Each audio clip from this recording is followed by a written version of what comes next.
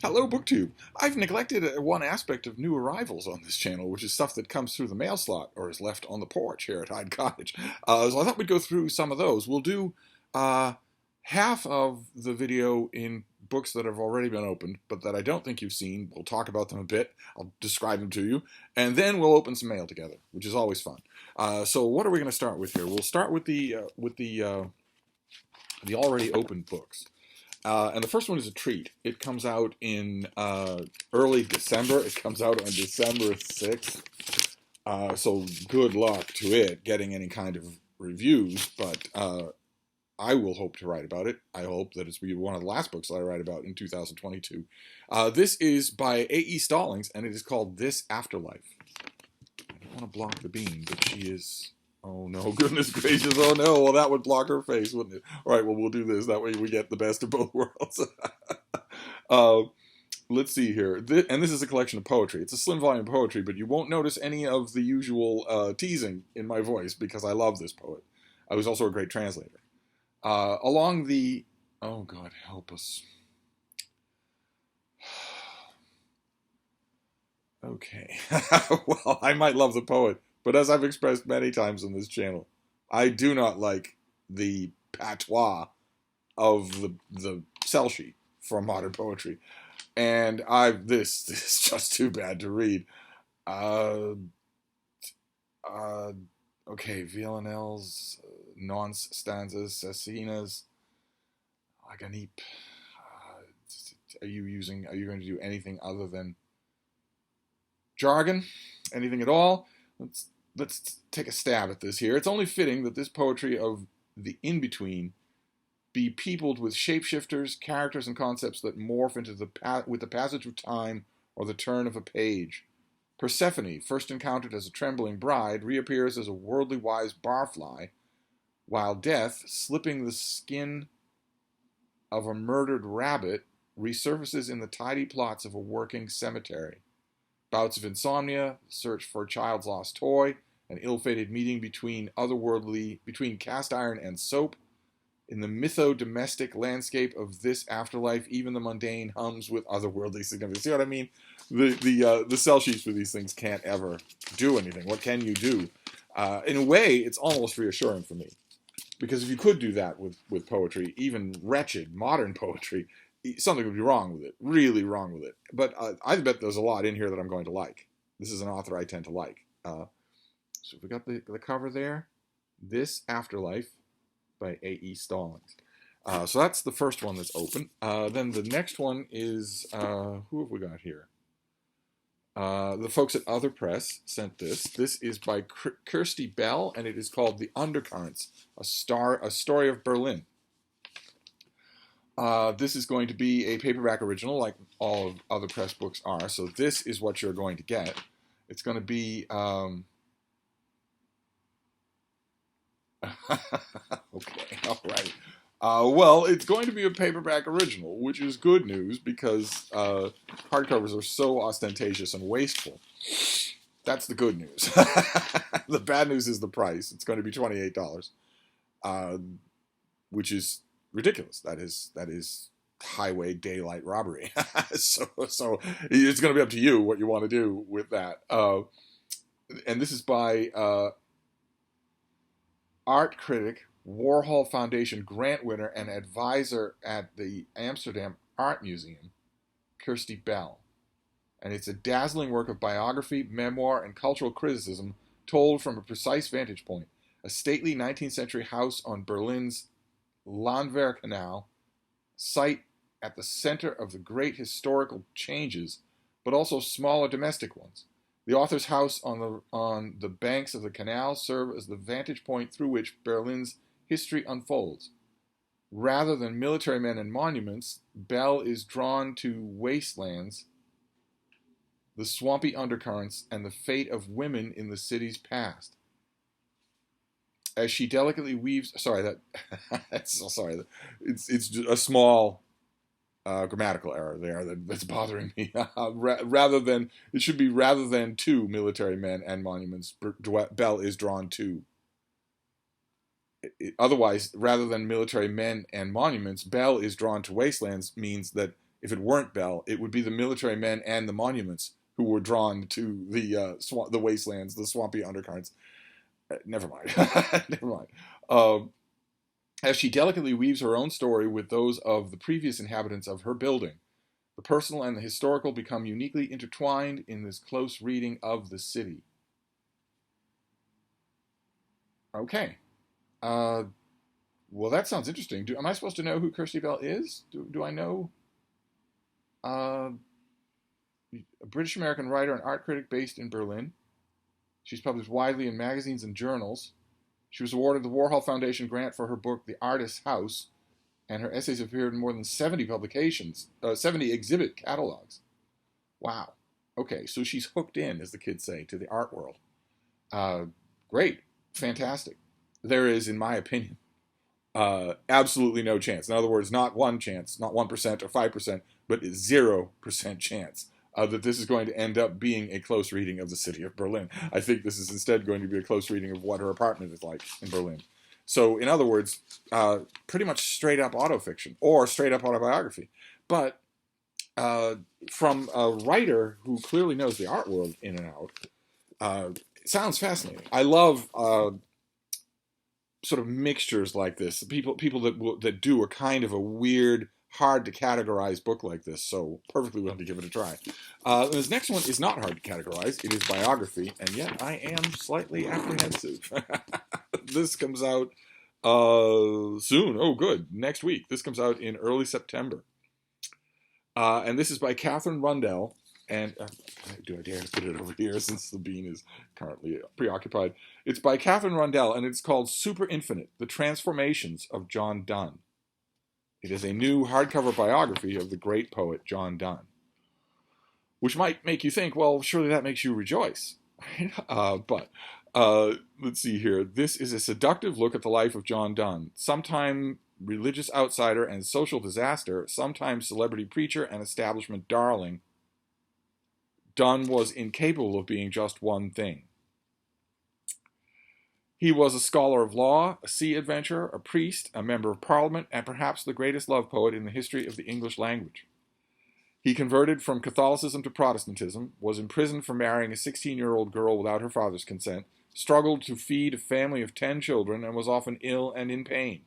He was a man who suffered from surges of misery, yet expressed in his verse many breathtaking impressions of electric joy and love. From a standout scholar comes a biography of John Donne, the poet of love, sex, and death.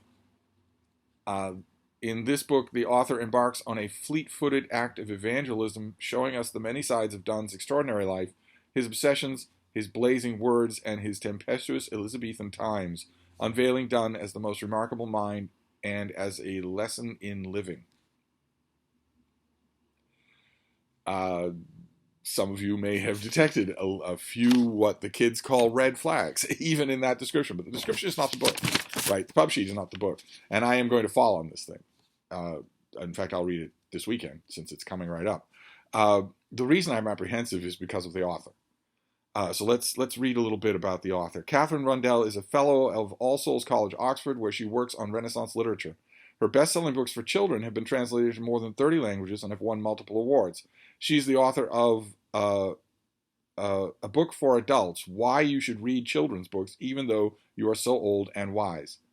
She has written for, among other things, the London Review of Books, the Times Literary Supplement, the New York Review of Books, and the New York Times, largely about books, though sometimes about animals, night climbing, and tightrope walking. And what is missing from that bio note? Any hint of the previous description from a standout scholar. We're told from a standout scholar comes a biography of John Donne. If that pub sheet, if that bio note is correct, this person has never written a biography before. And for all I know, never written a single word on John Donne, or his time period, or anyone adjacent to him. That makes me wary. John Donne has been the subject of some truly great biographies. Dude, most of them are long, long gone. But Bowles' biography, for instance, is an absolute monument to the biographical art, and tremendously readable despite being, almost 100 years old. maybe more than 100 years old. So, yeah, I have apprehensions about things like this. It sounds the publicity sheet here says that Catherine Rundell is exploring the multifaceted nature of the poet John Donne, who could never be just one thing. I'm always leery when Donne is called an Elizabethan poet. I think he far more firmly belongs to the Jacobean period. But the book would have us say that. It describes that she's going to explore the multifaceted nature of his biography, as it's reflected in his poetry, maybe. But her biography leads me to think that this is just her taking a flyer on John Donne. Just, wouldn't it be fun to write a book about this guy? I think he's really complex. That could still be good. Lord knows I've eaten my share of crow from judging books like this ahead of time, so we will see. And then the last of the opened books is a hefter. It's a chunkster, as BookTube says. And it is the only book that I have received so far this year that severely tempts me to break my own imposed rule about not reading books for the following year in the present year. The present has woes enough for itself. My rule tends to be that in any given year, I read as many of that year's books as I possibly can, but I don't store up trouble by reading the next year's books at all. But this thing really tempts me. This comes out in March, so it's a long way off. And this is by Karl Schlogel, and it is called The Soviet Century, Archaeology of a Lost World. The size of this thing. I don't have, there's nothing on it at all, so I don't have, any material. Let's just read the description inside the book. The Soviet Union is gone, but its ghostly traces remain, not least in the material vestiges left behind in its turbulent wake. What was it really like to live in the USSR? What did it look, feel, smell, and sound like? In this book, the author, one of the world's leading historians of the Soviet Union, presents a spellbinding epic that brings to life the everyday world of unique, lost civilization. A museum of and travel guide to the Soviet past, this book explores in evocative detail both the largest and smallest aspects of life in the USSR, from the Gulag, the planned economy, the railway system, the Steel City, the cookbooks, military medals, prison camp tattoos, and the ubiquitous perfume Red Moscow. The book examines iconic aspects of Soviet life, including long queues outside shops, cramped communal apartments, parades, and the Lenin Mausoleum, as well as less famous but important parts of the USSR, including the Great Soviet Encyclopedia, and even the typical toilet, which became a pervasive social and cultural topic. Throughout the book shows how Soviet life simultaneously combined utopian fantasies, humdrum routine, and a pervasive terror symbolized by the Lubyanka, then as now the headquarters of the secret police. And according to this pub sheet, it draws on the author's decades of travel in the Soviet Union and the post-Soviet world. I am so totally on board with this thing, and yet it's next year, and it's not even right across the border into next year. It's well into next year.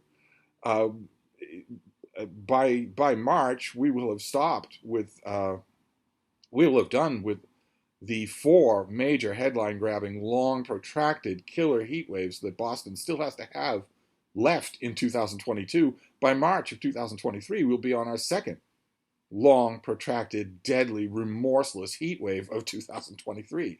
So it's a long way off. It's many heat waves from now.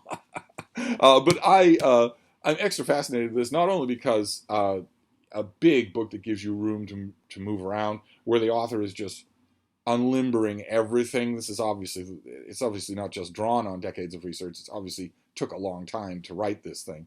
Those tend to satisfy me a lot if they're well done. I've had some occasions where they weren't, but a lot of occasions where they are. But on top of that, there's the personal element, which is that I have spent time in the Soviet Union. I had a very old friend, a very dear, close friend, who was actually a member of the Politburo.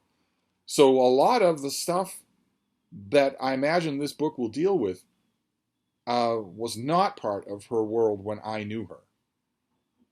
It was when she was growing up, but it wasn't part of her world when I knew her had comparatively fewer of those real world, everyday, sort of sordid shortages uh, and that helped a lot.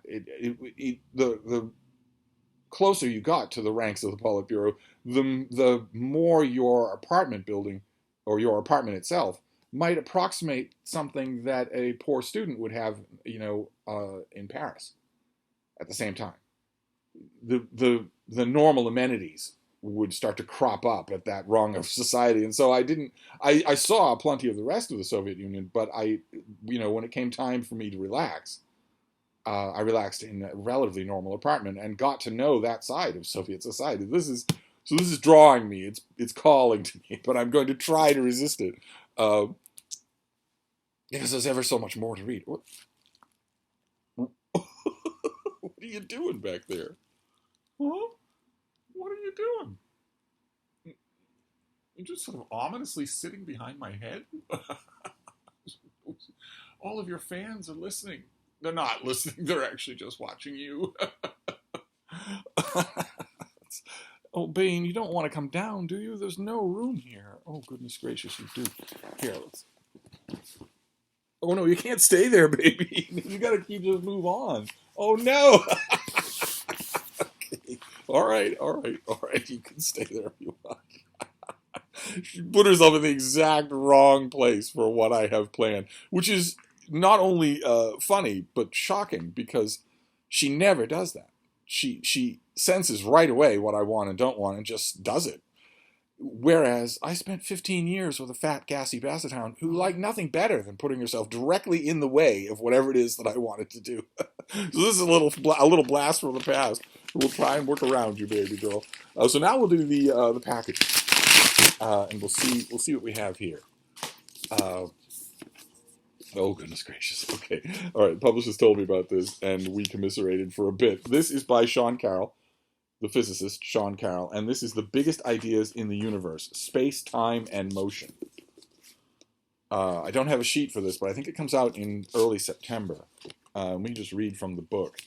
The publicist and I commiserated because I told her, I read this author's last 3 books, and I haven't understood anything. The books are billing themselves as popularizing attempts to make anybody understand the deeper concepts of physics or the subatomic world, and it didn't work with me. It went shoo, right over my head. But let's see here. The most trusted explainer of the most mind-boggling concepts pulls back the veil of mystery that has too long cloaked the most valuable building blocks of modern science. Sean Carroll, with his genius for making complex notions entertaining, presents in his uniquely lucid voice the fundamental ideas informing modern physics of reality. Physics offers deep insights into the workings of the universe, but those insights come in the form of equations that often look like gobbledygook. Sean Carroll shows that they are really like meaningful poems, oh come now, that can help us fly over Sierras to discover a miraculous multidimensional landscape alive with radiant giants, warped space-time, and bewilderingly powerful forces.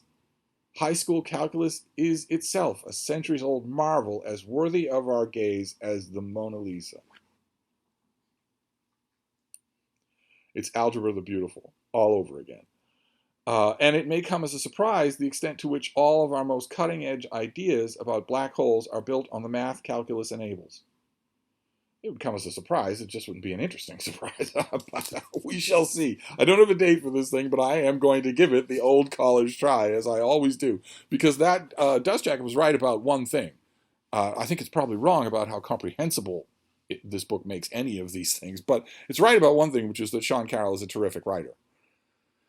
I've enjoyed that in the books that I've read, even when I wasn't understanding what he was saying. Here we're going to be dealing with space and time and all that sort of stuff. Let's move on to this next one and hope for something a bit more comprehensible. This has some heft to it, so it could be a finished copy. That would be great. Steve is very much in the market for finished copy. Oh, it is. Oh, good. Fantastic. Oh, and it's a pretty finished copy, too. Great. Fantastic.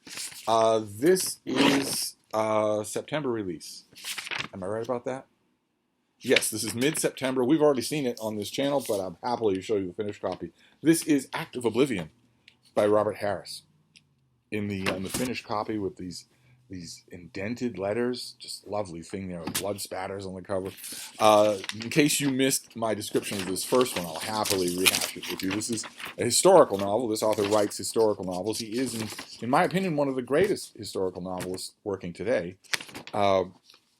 And this takes place in large part in Boston and its environs.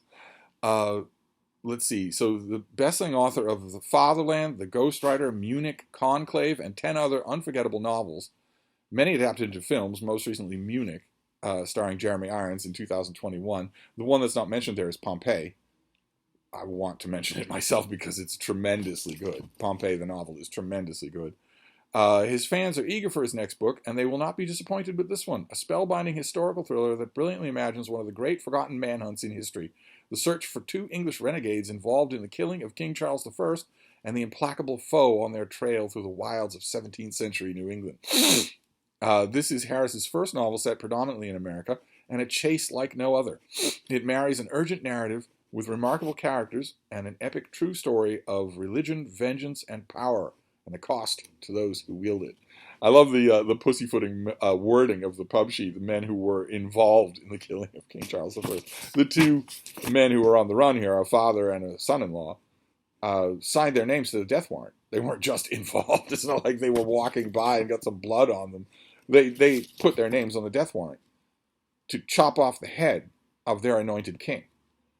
And whether you consider that an act of supreme patriotism or an act of incredible folly is up to you. The folly part comes into the fact that the king in question had an adult son. And you never know. You never know whether or not an exiled king is going to come back. And this one did, as Charles II. And long before he came back, he was both telling negotiators among the Roundheads that he would not seek vengeance against the men who killed his father, and also privately seeking vengeance against those men. And when he came back in the Restoration, when he actually took the throne, he made it official and pumped it full on steroids to find every one of these men and punish them. Depending on the people and their associations and maybe the winds of whim, the punishments could vary, but the worst punishment of all was the one reserved for traitors who were not noble born, which was to be hanged by the neck until you had been violently incontinent, you were half dead, then cut down and revived, and then strapped down and publicly disemboweled, slowly, methodically, in front of a jeering crowd. And at some point along that process, which could last an hour, you would die. At some point, you would die while having, 30 feet of your intestines pulled out, winched out of you, slowly. You would die, and then your body was pulled into 4 parts, and those parts, a haunch and part of a buttock, a shoulder and part of a head, would be sent to separate places. One would be nailed over the church door of the town where you grew up. For instance, one might be nailed on the door over the door or on the wall of a church where you committed heresy in London, something like that. It was absolutely gruesome, and there was no way around it. There was no way if you were a heretic, for instance, in this period in England, a lot of periods in England, if you were convicted of heresy, your punishment was to be burned to death, and that's a really, really horrible fate. But there was a back door. Sometimes, if your family managed to bribe your executioners, or if you had been particularly sympathetic in front of the crowd or in front of the Star Chamber or wherever, it would be possible that your executioners would strap a sack of gunpowder around your throat. And when the heat of the flames reached that sack, it would blow your head off and put you out of your misery. And many, many, many people, many heretics who were sentenced to that death would intentionally thrust their heads into the flame as soon as the flames got close enough to cause that to happen as fast as possible. Because it takes you, again, about an hour, sometimes even 2, to burn to death. These men, in other words, knew what they were facing. They knew what they were. No wonder they ran to the far ends of the earth to get away from it. And Harris invents a sort of conglomerates a whole bunch of historical figures into one Javert-like figure who's just absolutely dead set on vengeance. As you can tell, I have read this book since we got the advanced copy, and it's fantastic. It's just fantastic. It feels a little bit redundant to say that because this author is pretty much always fantastic. Aside from, what did we list it already? He wrote a book called Ghost, The Ghostwriter. The Ghostwriter is the only book I've read everything by this author, and that was the only one to me that seemed like a misfire. It's still good. There were lots of it that were good, but the Ghostwriter didn't seem to me to work on all cylinders. Actually, neither did Munich, really. It's just with Munich, I blame the form. I blame the genre because I know everything there is to know about Munich, about that as an event, and the real world, of course, is more interesting than anybody could do it in a novel. Whereas the Ghostwriter, not so much. But you know when you read a book by this author that you're going to read something that you're going to enjoy and that you could easily reread. I will be rereading this. I know that I will. I don't think I'll reread it this year, but I'll keep it and reread it. So there you go. Very good to have that as a finished copy. But let's not stall too much. I have to work around my dozing little dog. Didn't want to be up on her perch where you could see her, but she didn't want to be on the floor where she's out of the way either. She just wants to be right there next to me. Oh, good. Okay, this is another September finished copy. Something that we've already seen. This is by Yi-Yun Lee, and it is called The Book of Goose, in a finished copy here. This spring, the acclaimed author Yi-Yun Lee was elected to the American Academy of Arts and Letters. She has long been recognized as one of our most brilliant novelists, and FSG is proud to publish her new novel during this landmark year of her career. The story of Fabienne and Agnes, this magnificent novel demonstrates Lee's mastery.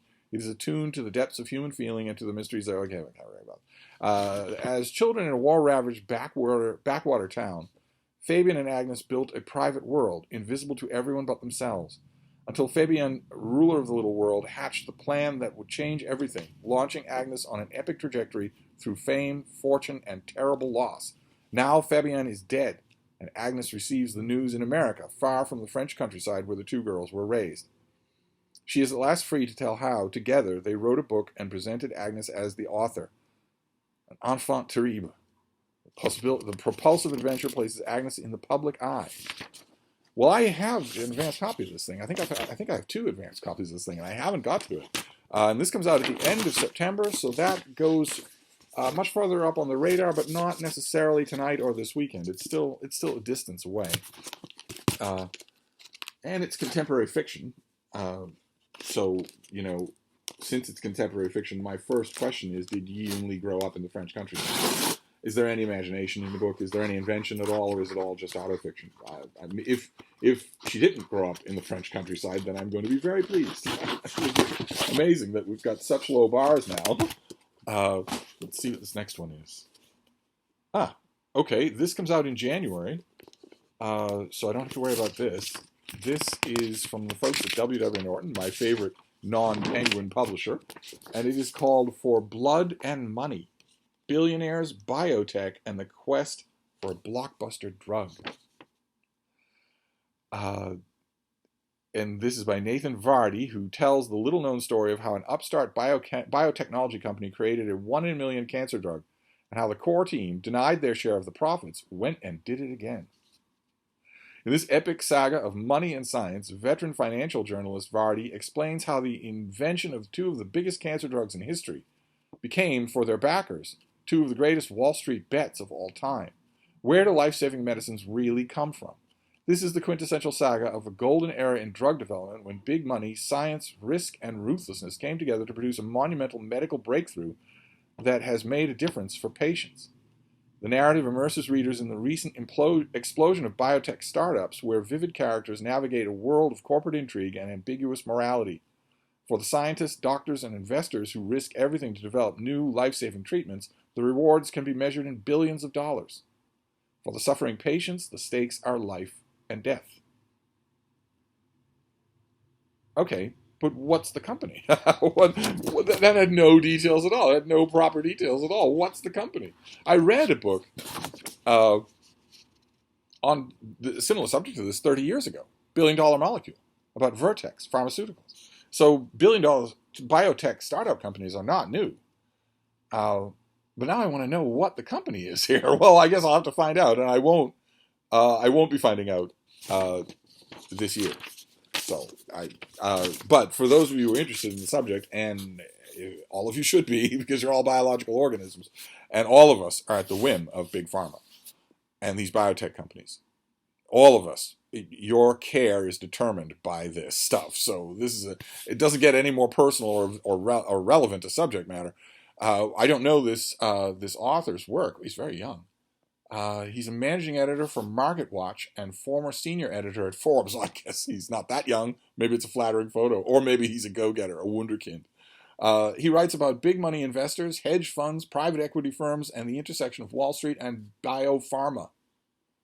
Okay, great. I'm very much interested in the subject. It's just the timing that's off. That's all. And then we'll finish up with a box. It's a thin box, and it's sort of oddly shaped. It could be a small art book. I don't get nearly as many,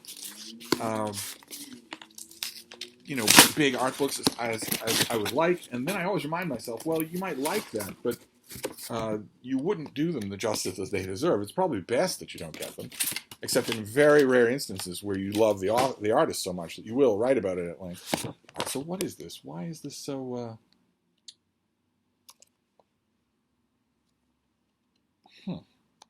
Okay. Okay, I don't know what this is. It's larger, but that's all. It's not an art book. It looks like it's a work of exegesis, of biblical history. How incredibly fascinating. So this looks like it's self-published, too. So I don't have any pub sheet for it, and I would never have known about it. And that is great. I love knowing about self-published stuff. Is everything going dark here? Wow. All right. Well, this is by Jonathan Jeffrey Dean.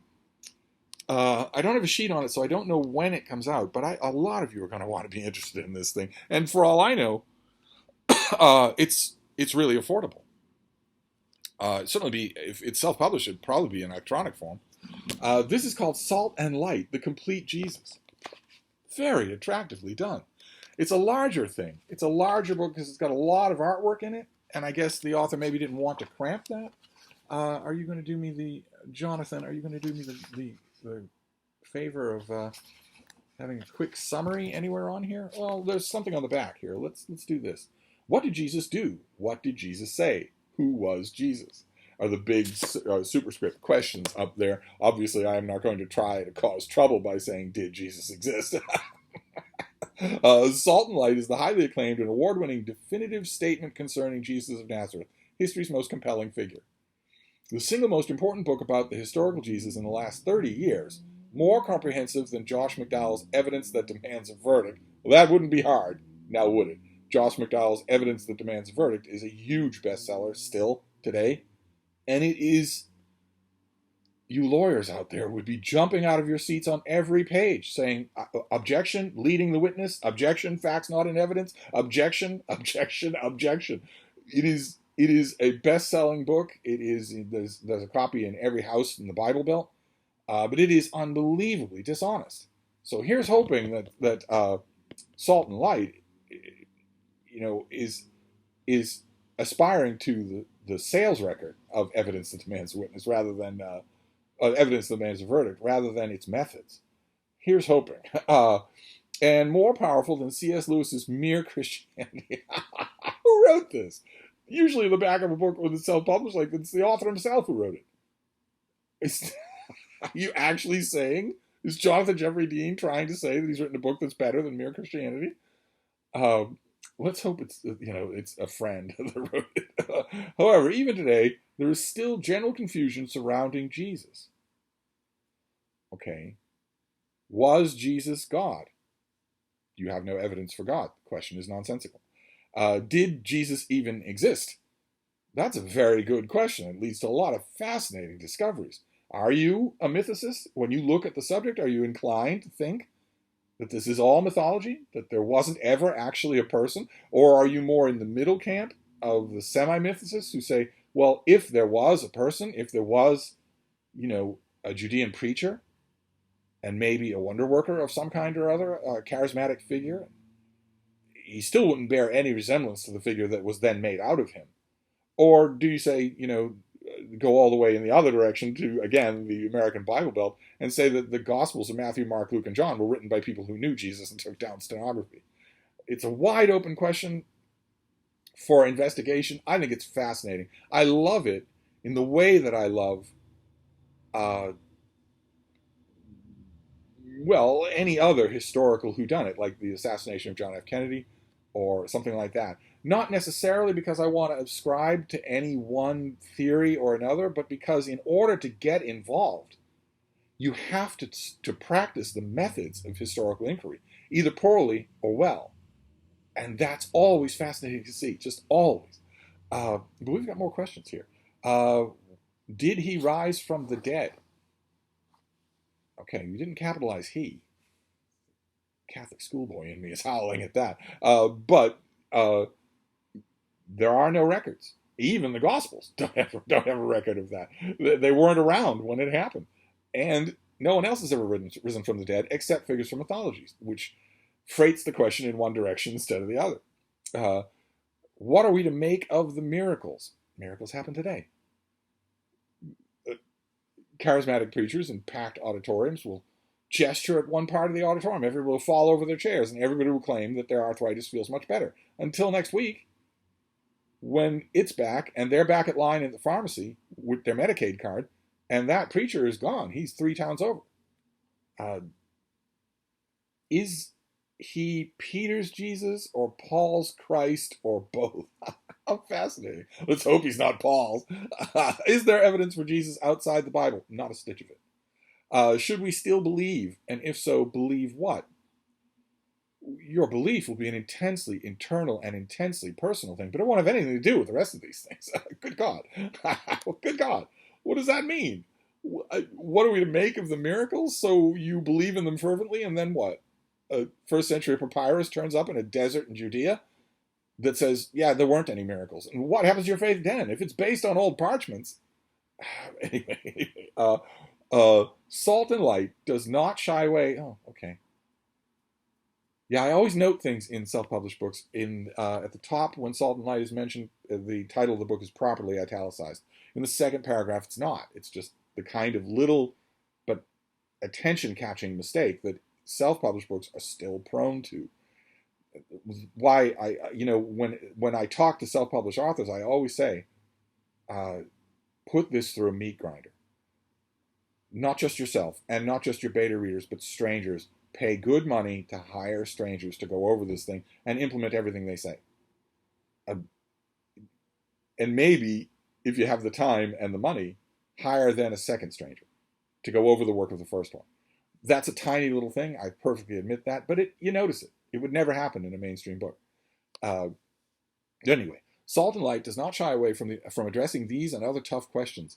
For the first time ever, after years of researching using the complete body of early Christian literature and recent modern scholarship, including new and exciting discoveries in many areas such as early manuscripts, science, New Testament studies, archaeology, and history.